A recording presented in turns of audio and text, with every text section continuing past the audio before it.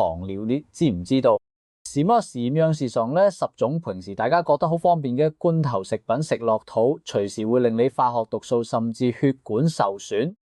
好多人平時貪方便或者覺得平酷，家裏面存落一堆汁熟罐頭，覺得放幾年都唔會變質，真係懶人救星。但你又有冇諗過，當你打開金屬蓋嗰一刻，破底殼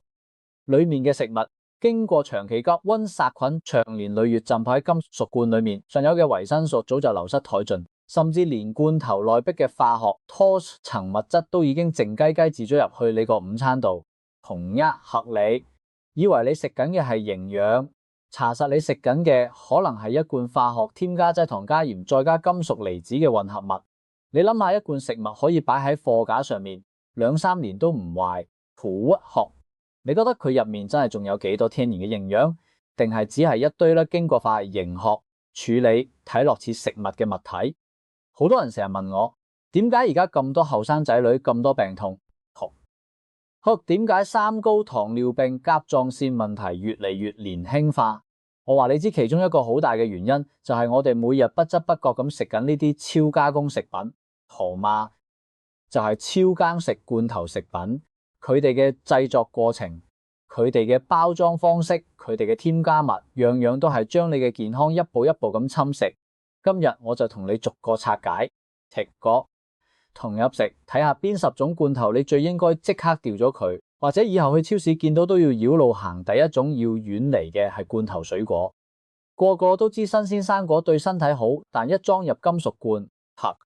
維生素 C 在加工過程裏面幾乎被破壞晒。你諗下，新鮮嘅蘋果切開擺一陣已經會氧化變色，但罐頭水果擺足幾年都仲係鮮黃色或者鮮紅色，你唔覺得奇怪咩？水果入面嘅維生素 C 係最脆弱嘅營養素，佢怕熱，罐頭製作過程要經過超高溫殺菌，溫度高達攝氏120度以上。麥貝伊食維生素 C 喺呢種高溫下，自己食緊生果，補充緊維生素，查實你只係食緊一堆糖水浸住嘅酮維，加上罐頭水果浸泡喺重糖鈉或者輕糖皂裏面，半杯就含有高達25到30克嘅糖。個即寫包裝上寫住浸泡喺自身果汁，其實往往係將劣質下爛果榨汁再加糖，等你覺得佢有水果味，食落肚只會令你血糖食跳升，胰島素狂分泌，長期咁食，你嘅胰臟會好快就頂唔順。真係想食生果，一定要揀新鮮當季嘅生果，又平又甜又安全，亦何必花錢買糖水浸嘅過期嘢？你行過生果檔，聞到嗰陣整清香，見到嗰種鮮葡嘅顏色，嗰種先至係真嘅食物。第二種係金屬罐裝嘅番茄醬同意粉醬。番茄本身就帶有酸性，廠家為了調味同防腐，仲會再加入檸檬酸同大量雪加埋鹽，簡直就係腐蝕金屬罐內壁嘅強力藥水。酸性越強嘅食物，糖果啱。追物質係罐頭內壁嘅化學物質。例如雙酚釋出嘅風險就越高。Bisphenol A 係一種內分泌干擾物，同氣核長期微量攝入會嚴重干擾你嘅荷爾蒙平衡，影響甲狀腺功能、生殖系同某啲癌症有歐洲法灣全局已經將雙酚 A 嘅每日可容忍攝入量大幅降低，降一。金屬族變頭嘅番茄醬，醬食常報嘅主要來源之一。你諗下，你每個禮拜煮一次意粉，倒半罐番茄醬落去，好，你即係你身體落嚟又係幾多？呢啲毒素唔會即刻令你病，但佢會好似溫水煮蛙咁，慢慢咁破壞你嘅內分泌系統。如果真係想買現成醬汁，建議玻璃瓶裝，因為玻璃唔會釋放雙酚 A 呢類化學物質，或者趁番茄平嘅時候自己買一大堆翻屋企。打碎之後用保鮮袋，分裝急同保存，既新鮮又安全，仲慳錢。同你指成你自己煮嘅番茄醬冇添加劑、洋棗火同防腐劑，冇雙酚 A， 你食得安心好多。第三種係罐頭調味豆同焗豆。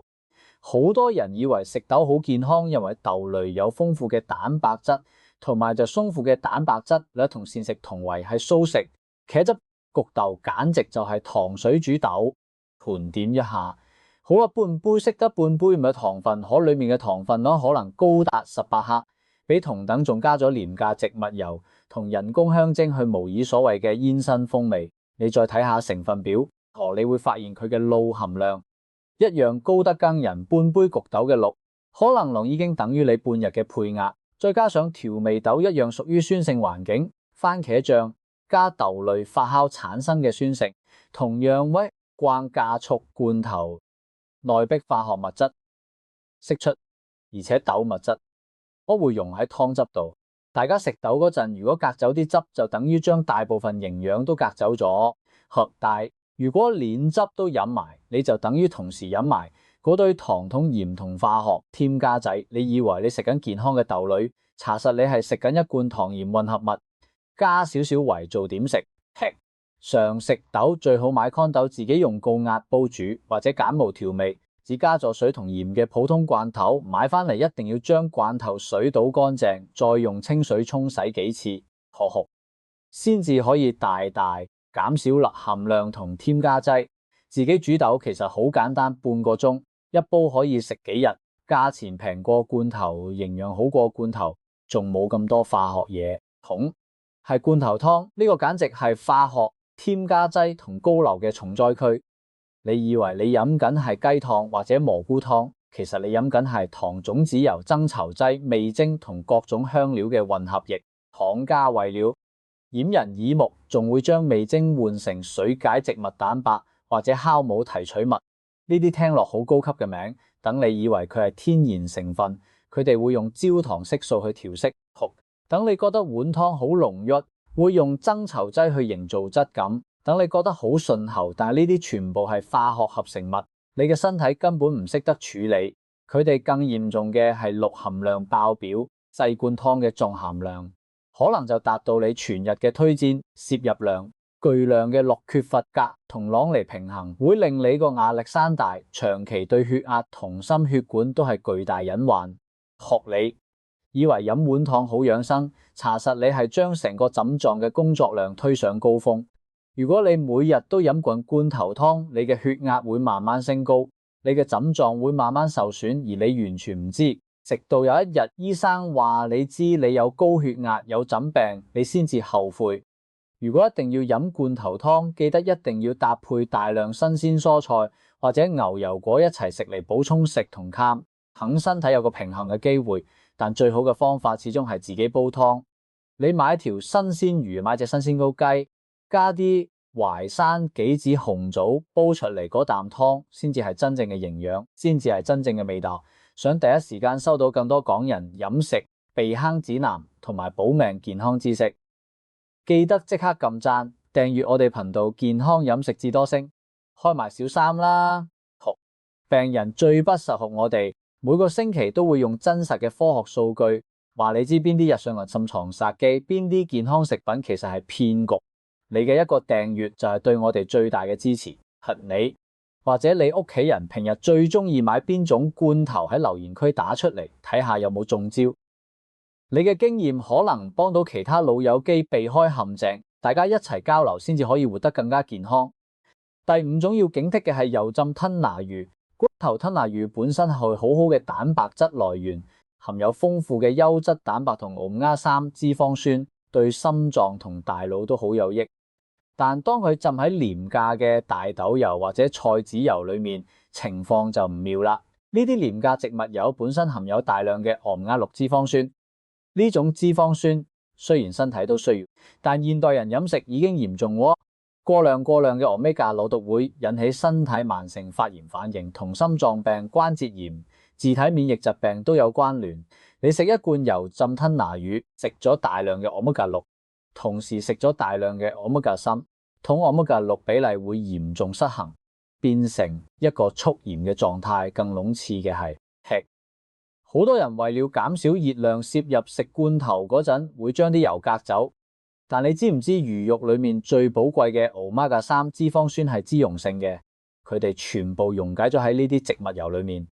當你將油倒落坑渠嗰陣，你又把這罐魚最精華嘅營養級倒走咗，你以為自己食咗健康嘅魚，查實你只係食咗一堆蛋白質。而最珍貴嘅抗炎營養就咁俾你倒咗，塗咗落坑渠，同垃圾一齊沖走。此外，吞拿魚作為大型魚類本身就有汞超標嘅風險，汞係一種神經毒素，長期攝入會損害神經系統同展狀，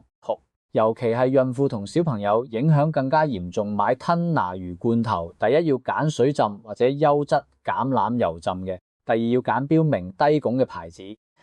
或者乾脆換成沙丁魚同鯭魚呢種處於食物鏈底端、重金屬積累較少嘅細魚。細魚唔單止重金屬少，Omega-3含量仲更加豐富，而且價錢通常更加平，性價比高好多。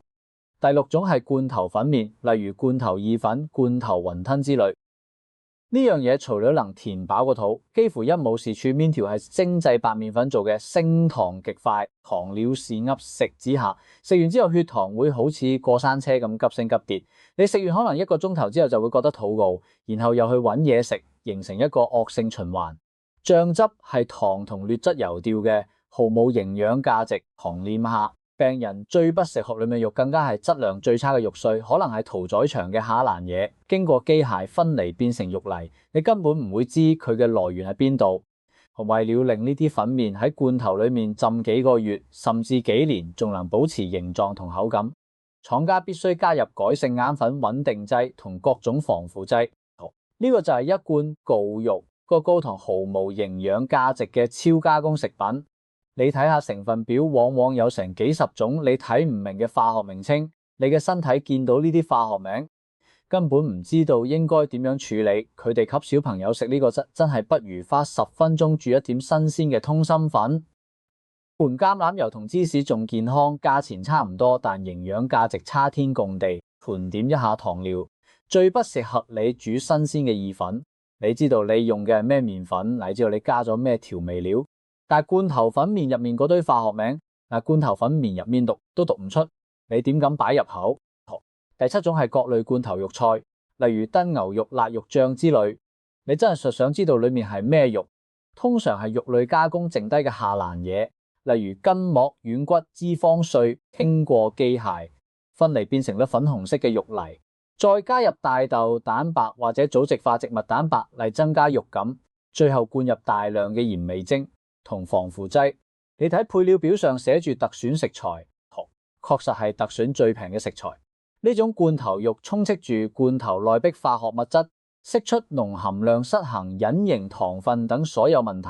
而且佢嘅蛋白質質量遠遠不如新鮮肉類，因為經過高溫長時間殺菌，蛋白質個殼已經被破壞，身體好難吸收。你好難吸收，等於冇食。你以為自己食緊一餐豐富嘅同牛肉，查實你只係食緊一堆化學添加劑加上少量變性蛋白質嘅混合物。如果中意食辣肉醬，完全可以自己買點草豉、牛肉，加點豌豆同香料，攬上一大煲，分裝急凍，味道秒殺罐頭，而且清楚每一口食落肚嘅係咩，唔使擔心食到啲唔知邊度嚟嘅肉碎。你自己燜嘅肉醬有真正嘅牛肉味，有真正嘅香食，而唔會覺得口乾滿足，因為你冇攝入過量嘅濃同味精。係罐頭蔬菜，例如青豆、粟米或者紅蘿蔔罐頭。好多人為了貪方便買罐頭蔬菜，但你有冇發現罐頭蔬菜嘅口感總係怪怪地？雖然腍腍地，但又有種三二嘅韌性。呢個係因為蔬菜喺高溫殺菌過程裏面好容易爛成泥。為了保持顆粒感，廠家會加入氯化鈉等固化劑，仲可能加色素固定劑去令蔬菜保持鮮啱嘅顏色。紅乜殼等你覺得佢仲好新鮮，經過咗高溫蒸煮同長期浸泡蔬菜裏面嘅水溶性維生素，例如維生素 C 同 B 族維生素，早就破壞晒密晒，也流失到水裏面。你食落去嘅基本上就係一堆盲為屍體同化學添加劑。你以為你食緊蔬菜，查實你只係食緊一堆冇營養嘅盲位，加埋一堆化學固化劑。與其食呢個，不如買急凍蔬菜。現喺嘅急凍技術好發達，蔬菜摘落嚟之後立刻急凍營養，保留程度非常接近新鮮蔬菜，而且唔使擔心防腐劑問題，口感又好得多。盤點一下，糖病人最不適合急凍青豆，仲凍粟米仲有佢嘅爽脆感，而罐頭蔬菜只剩低一陣鐵腥味同化學味。你煮飯嘅時候由冰格攞一把急凍蔬菜出嚟就咁落鑊炒，同啲食下就食得方便程度罐頭差唔多。方便程度同罐頭差唔多，你平時煮意粉會買罐頭醬定係自己用新鮮番茄煮？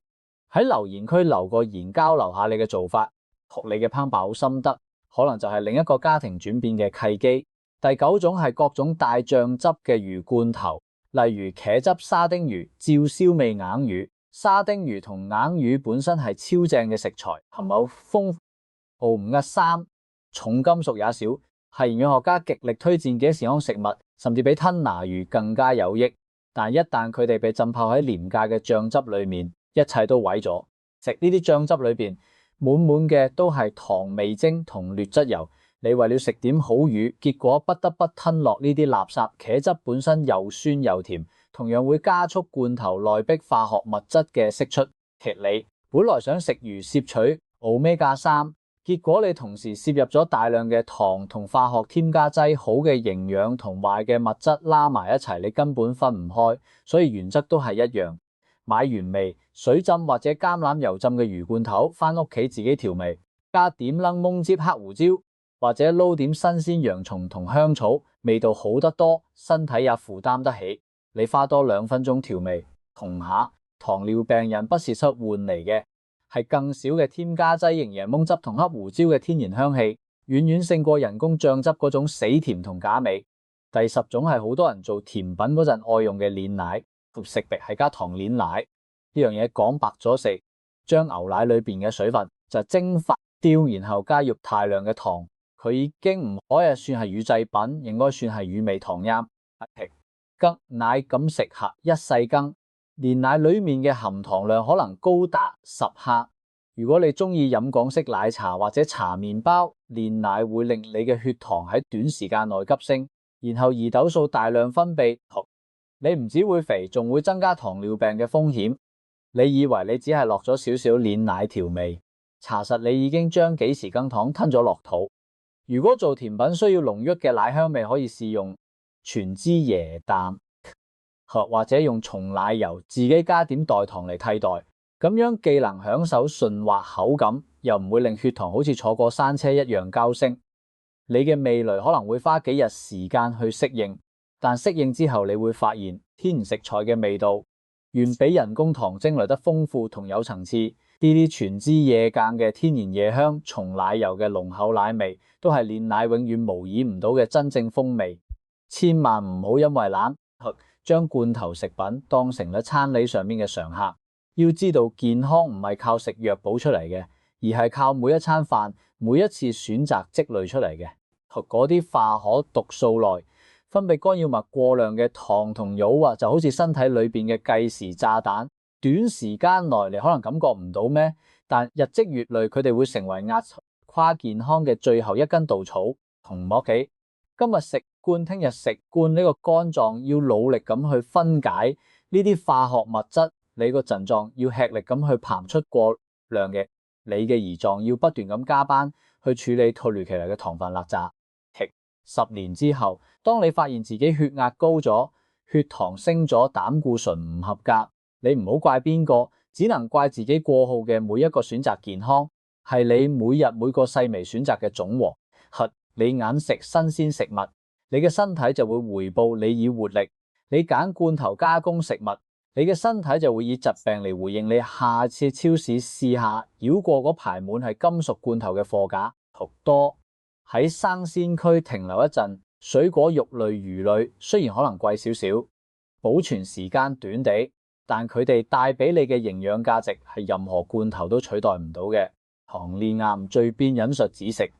金柳番茄要是且紅熟，又維生素適要同番頭番茄，先可妥唔有湯三食。同癌陀西韓域盤啲下，豚頭青豆只有固化劑、色素同冇咗營養嘅銅維殼。新鮮魚有完整嘅 Omega-3，罐頭魚嘅 Omega-3已經溶咗落油度，而你將啲油倒走咗，呢個分別，就係健康同疾病嘅分別。